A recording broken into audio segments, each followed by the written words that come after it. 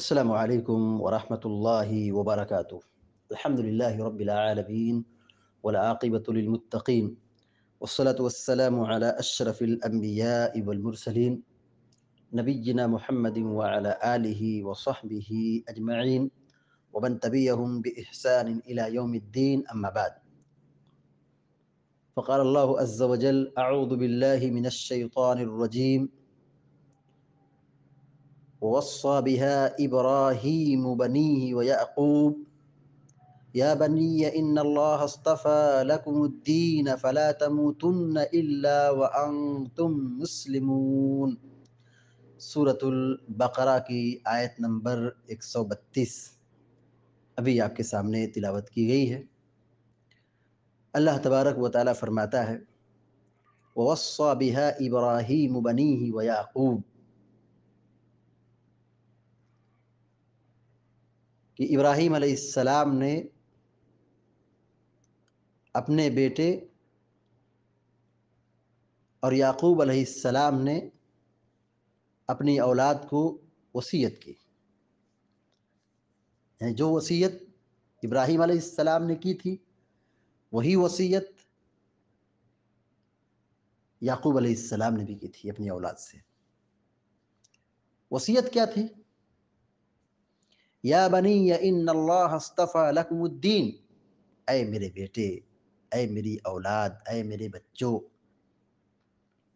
دیکھو اللہ تبارک و تعالیٰ نے تمہارے لیے اس دین کو چن لیا ہے، پسند کر لیا ہے۔ فلا تموتن الا وانتم مسلمون، خبردار تم نہ مرو مگر اسلام پر، تمہاری موت نہ آئے اس حال میں کہ تم مسلمان ہو، یعنی مرو تو کس پر؟ اسلام پر مرو، توحید پر مرو، یعنی اسلام پر مرنا، توحید پر مرنا، یہ سعادت کی موت ہے، خوش نصیبی کی موت ہے۔ کیوں؟ اس لیے کہ توحید پر مرا ہے جہنم کی آگ سے بچ جائے گا، توحید پر نہیں مرا ہے ہمیشہ ہمیش کے لیے جہنم میں سڑے گا، جلے گا۔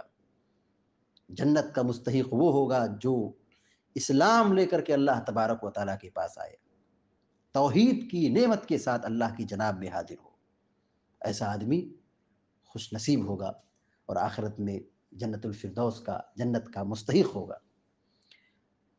اس آیت کریمہ میں اللہ رب العالمین نے ابراہیم اور اسماعیل علیہم الصلاۃ والتسلیم کی تڑپ، ان کی محنت اور اولاد کے تئیں ان کی فکر مندی کا ذکر کیا ہے۔ دیکھیے، ابراہیم علیہ السلام ایک جلیل القدر نبی ہے، اسماعیل علیہ السلام جلیل القدر نبی ہیں، یعقوب علیہ السلام نبی ہیں۔ یہ لوگ اپنی اولاد کو کس چیز کی وصیت کر رہے ہیں؟ دین اسلام پر جمے رہنے کی، دین حنیف پر، توحید پر، ایمان پر، اللہ کی شریعت پر مضبوطی سے قائم رہنے کی وصیت کر رہے ہیں۔ آج بہت سارے لوگ وصیت کرتے ہیں، یعنی انسان کس چیز کی فکر کرتا ہے؟ دولت، دنیا، شہرت، مال۔ کہا مرنے والا کہتا ہے کہ دیکھو یہ مال ہے اس کو دے دینا، یہ مال ہے اس کو دے دینا، یعنی مرنے والے کو مال ہی کی فکر ہے۔ انبیاء علیہم الصلاۃ والتسلیم اپنی اولاد کے لیے تڑپ رہے ہیں، اپنی اولاد کو دین حنیف پر اور دین توحید پر گامزن رکھنے کی وصیت کر رہے ہیں۔ اس سے ہم اور آپ سمجھ سکتے ہیں کہ توحید کی اہمیت کیا ہے، اور وہیں پر اولاد کی قیمت اور اولاد کی اہمیت کتنی بڑی ہے کہ اولاد کی فکر ہونی چاہیے، اولاد کو صحیح دین پر لگانے کی اور ان کی تربیت کی تڑپ ہونی چاہیے۔ تربیت کی ذمہ داری صرف ذمہ داری نہیں کہ آدمی دودھ لائے اور کپڑا لائے اور ٹھنڈی اور گرمی کے اعتبار سے ان کے کھانے پینے کا انتظام کر دے، لحاف کا انتظام کر دے، بستر کا انتظام کر دے، تعلیم کا انتظام کر دے، یہ تربیت نہیں ہے۔ تربیت یہ ہے کہ ان کو دین پر لگاؤ، دین پر باقی رکھو، اور یہ تربیت کی ذمہ داری صرف یہ بچپنے کی حد تک نہیں ہے، جوانی کی حد تک نہیں کہ شادی ہو گئی ہم نے شادی کر دی ذمہ داری ختم ہو گئی۔ تربیت کی ذمہ داری سمجھیں اس چیز کو۔ انبیاء علیہ الصلاۃ والتسلیم، ابراہیم علیہ السلام اللہ کے خلیل ہیں، یعقوب علیہ السلام اللہ کے جلیل القدر نبی ہیں، وہ اپنی اولاد کو، اپنے بچوں کو تربیت کر رہے ہیں دنیا سے رخصت ہوتے ہوئے بھی۔ نوح علیہ السلام کا واقعہ بڑا مشہور ہے کہ اپنے بیٹے سے کہہ رہے آؤ اس کشتی میں بیٹھ جاؤ، نجات پا جاؤ گے، یا بنی ارکب معنا ولا تکن مع الکافرین۔ اہل علم یہاں پہ ایک نقطہ لکھتے ہیں کہ دیکھیے نوح علیہ السلام اپنے بیٹے کو سمجھا رہے ہیں، تربیت کر رہے ہیں، بلا رہے ہیں، دعوت توحید دے رہے ہیں، کب تک اللہ کا عذاب آ چکا ہے اور اب موت کا لقمہ بننے والا ہے، آخری کنڈیشن تک بھی اس کو بلا رہے ہیں۔ تربیت کی ذمہ داری بہت بڑی ذمہ داری ہے، اپنی اولاد کی فکر کرنا، ان کو دین پر لگانے کی بھرپور کوشش کرنا، یہ ہر سرپرست اور ہر باپ کی ذمہ داری ہے۔ یا بنی ان اللہ اصطفیٰ لکم الدین، ابراہیم علیہ السلام نے بھی اسی کی وصیت کی، یعقوب علیہ السلام نے بھی وصیت کی کہ اے میرے بیٹے، تم سے اللہ نے دین کو منتخب کر لیا ہے، پسند کر لیا ہے۔ دین کی نعمت، اسلام کی نعمت، توحید کی نعمت کتنی بڑی نعمت ہے۔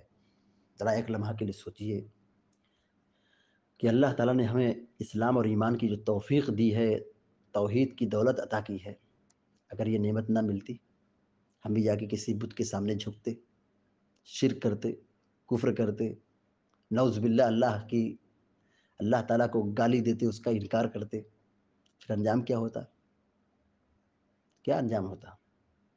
جو شرک اور کفر پر مر جائے، توحید نہ قبول کرے، ہمیشہ کے لیے جہنم جائے۔ مگر اللہ تعالیٰ نے ہمیں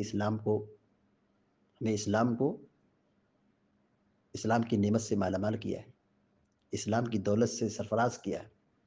کتنا زیادہ اللہ کا شکر ادا کرنے کی ضرورت ہے۔ یہ اسلام ہے، یہ توحید ہے، یہ ایمان ہے۔ مرنے کے بعد ہم جنت میں داخل ہوں گے، عذاب سے بچ جائیں گے، جہنم کی آگ سے بچ جائیں گے۔ اور اگر ایمان نہیں ہے، ہمیشہ کے لیے جہنم میں سڑیں گے۔ اس زاویے سے ہم سوچیں تو اسلام بہت بڑی نعمت ہے، یقیناً بہت بڑی نعمت ہے۔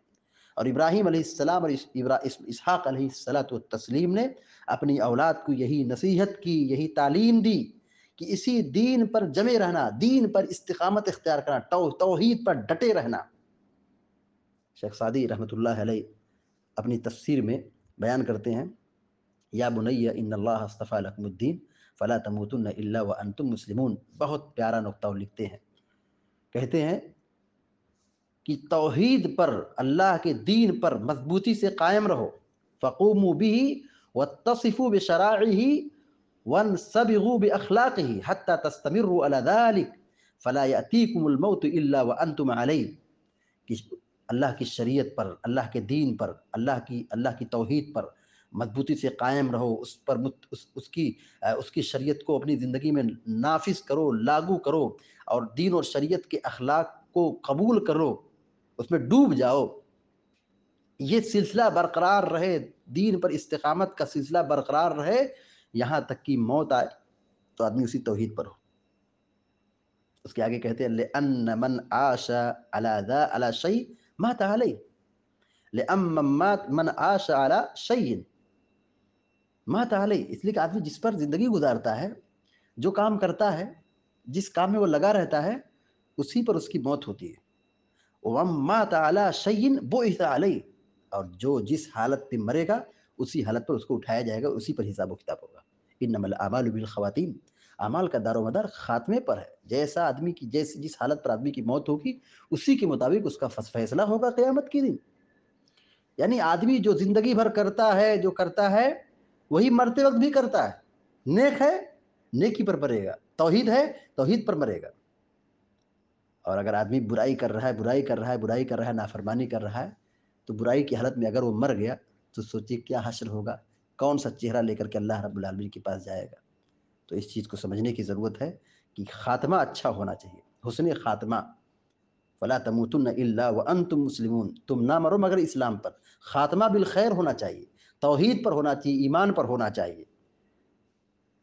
اس آیت سے جو باتیں معلوم ہوئی وہ یہ کہ ابراہیم اور یعقوب علیہ السلام اپنی اولاد کو توحید کی نصیحت کر رہے ہیں۔ ہماری اور آپ کی ذمہ داری بنتی ہے کہ ہم اپنی اولاد کو توحید سکھائیں۔ جب ہم اپنی اولاد کو توحید سکھائیں گے تو ہماری اولاد راہ راست سے بھٹک نہیں سکتی ہے، اپنے ایمان کا سودا نہیں کر سکتی ہے۔ آج جو ارتداد کا فتنہ بڑھ رہا ہے، ارتداد کی لہر سے جو ہم جوجھ رہے ہیں، وجہ یہی ہے کہ ہم نے اپنی اولاد کو توحید نہیں سکھایا. دنیا جہاں کی ساری تعلیم ہم نے دے دی مگر اپنی اولاد کو توحید نہیں سکھایا. بہت افسوس کا مقام ہے. ہماری اولاد بگڑے گی نہیں، غیروں کے ہاتھ پہ ہاتھ نہیں دے گی تو کیا کرے گی؟ ضرورت ہے کہ ہم اپنی اولاد کی صحیح تربیت کریں، ان کے ایمان و عقیدے کے لیے فکر مند ہوں، ان کو توحید سکھائیں، اور ہم سب یہ اللہ رب العالمین سے توفیق مانگیں کہ ہمارا خاتمہ بالخیر ہو، ایمان پر ہو، توحید پر ہو، پیارے نبی صلی اللہ علیہ وسلم کی سنت پر ہو. آمین یا رب العالمین. اقول قولی هذا واستغفر الله لي ولكم ولسائر المسلمين واستغفروه انه الغفور الرحيم. وصلى الله على نبينا محمد وسلم تسليما كثيرا. والسلام عليكم ورحمة الله.